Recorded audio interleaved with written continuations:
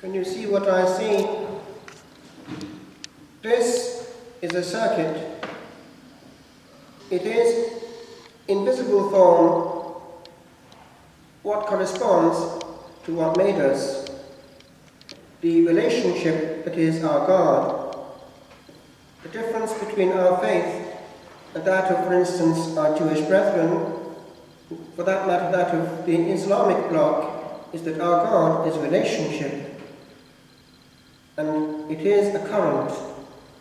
It's a circum-incession of love, all the time and all eternity, and we are caught therein. And the family is something of that. Is it? Let's be honest. A good monastery and a good Christian family should, when people draw close to it, be like a hearth, warm and in the cold giving comfort. It can happen. I remember actually it was consoling to get echoes from people who came, for instance, from deep suffering on retreat and were healed partly by the human warmth. To somebody they mattered. And they might find also joy amongst the brethren. But in your family too, what will someone feel if they come into the door?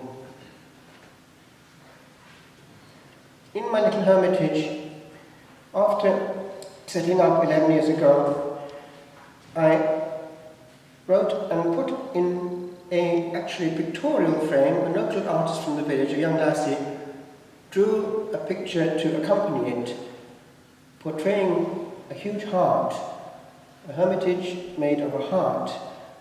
And it was essentially this message: in questa casa c'è solo amore. In this house there is only love. It's a good principle. No harsh word. No one must go away cold-shouldered.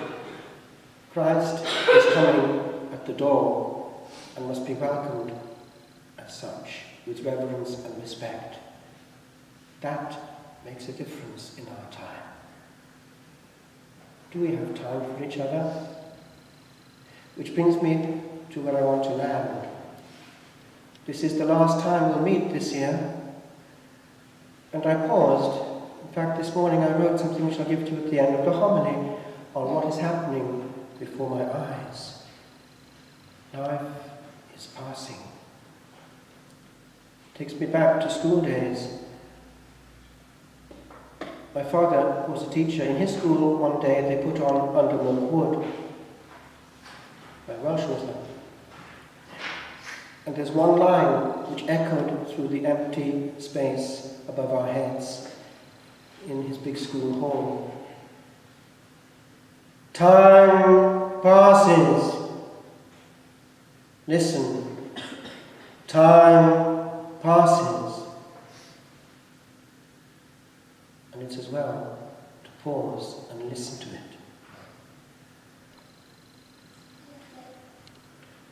Last night in bed,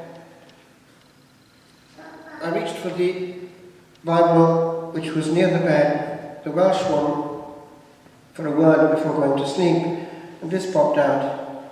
My father wrote this in April of 1988. It has remained in the Bible, which he gave me ever since for some reason. And it has a date which actually, as it happens, corresponds to that year. It wasn't 1988, but 1188. He and Mam had been to Criceth to see a Arddangosfa is a mostra in Italiano, what's it in English? Not an exhibition, anyway, I'll come to you. On Gerald Gymro, Gerald the Welshman, and it goes back to 1188.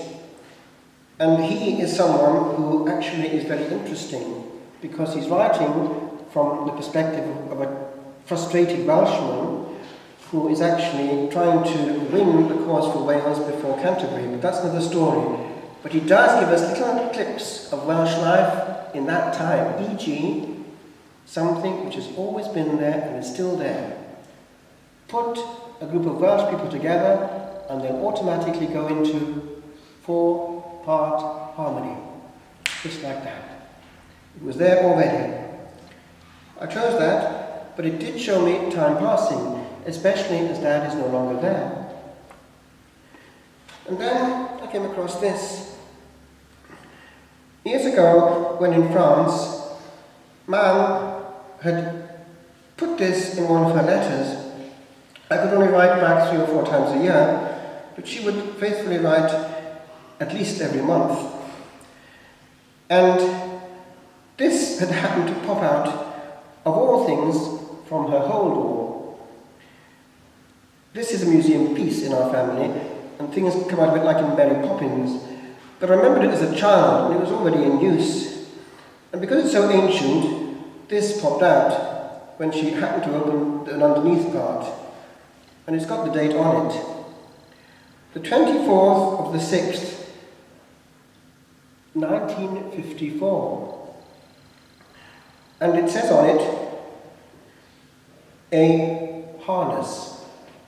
And the price is 10 shillings. As far as I can make out. And she explained to me in her letter, I had bought this for you, to strap you in and keep you on a lead and under control. That'll be there probably when I'm long dead. Little man, how small you are. There was the famous case in Grand Chartreuse. We used to call him Louis XIV, the Louis XIV of the Carthusians. He built the present Grand Chartreuse, and he was a force to be reckoned with. Powerful ruler of a big worldwide order. In the end, he's the only Carthusian who has anything on it. To make him realize his size after his death, they simply put on Nunc cinis et pulvis, now dust and ashes. It was actually quite a tearjerker when one of the brethren died. Why? There was no coffin, and one saw the face go down, and the earth covered the body, with nothing in between. Goodbye, dear brother. You made it. As victory would be portrayed in the wall, ultimate victory against all the powers of the cosmos. This morning, as I came back from confession, passing the monastery, I looked for a moment at the east window of the old abbey, which is fairly well kept, and I thought, the sun still comes through, morning by morning, through that window, and it reminds me of what is safe. Those walls kept on a safe track, those souls from sin and hell. They made it home. And next to them we've got the fairly recent graves. Each one is a question mark. And as time goes on, those question marks become thicker and thicker. Proof. On one of them is written this, fairly recently, so-and-so, and it adds his partner. In other words, already officialdom is neutral, and we can face God in judgment and advertise our sin. Are we quite so safe in our time? And we've had 3 recent suicides in our village, all young. My friends, oh, Nick knows what works. And this is the blotching of time.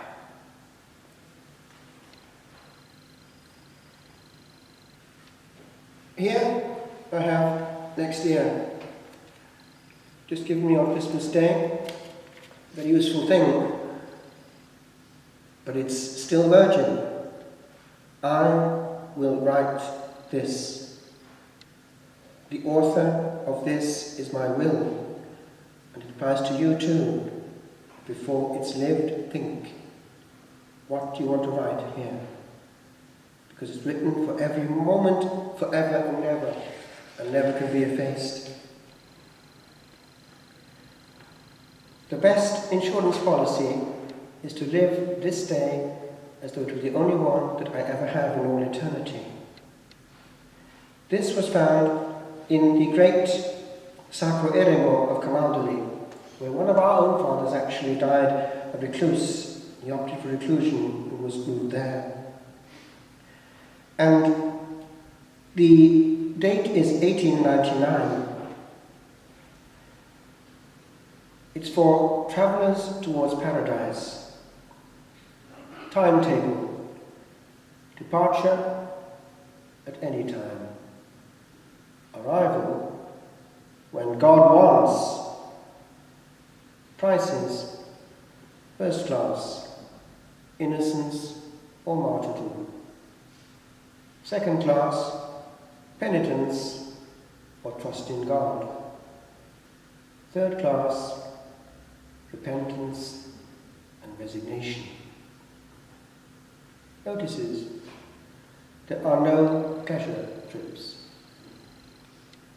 There are no round trip tickets. By the way, the parenthesis, I was talking this week to a lassie who says she died, and it's quite possible that she had an NDE earlier in life. And she told me what she saw: demons, but she heard this: she was to go back and do actually what I just told her to do. That's why she quoted it. Say your prayers and get on track with the sacraments. And she was allowed to come back. And she said this: God is real.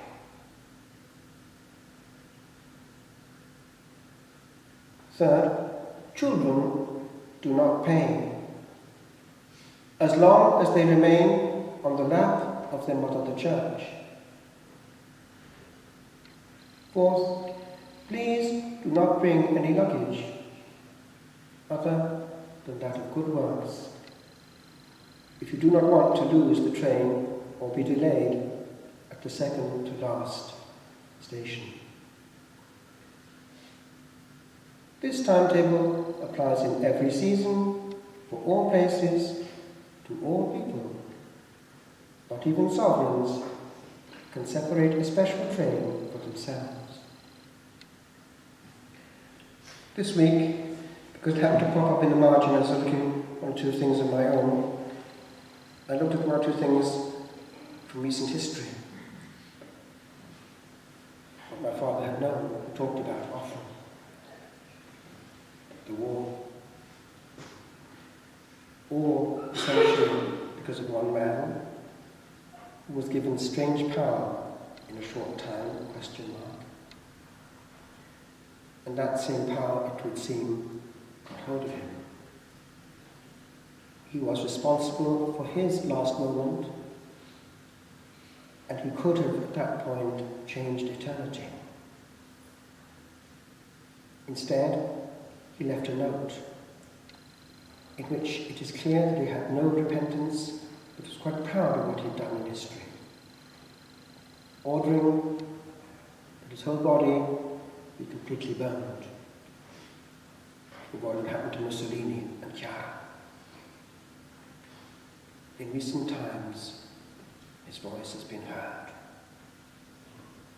in exorcism. Ja, ich bin Hitler. He didn't make it.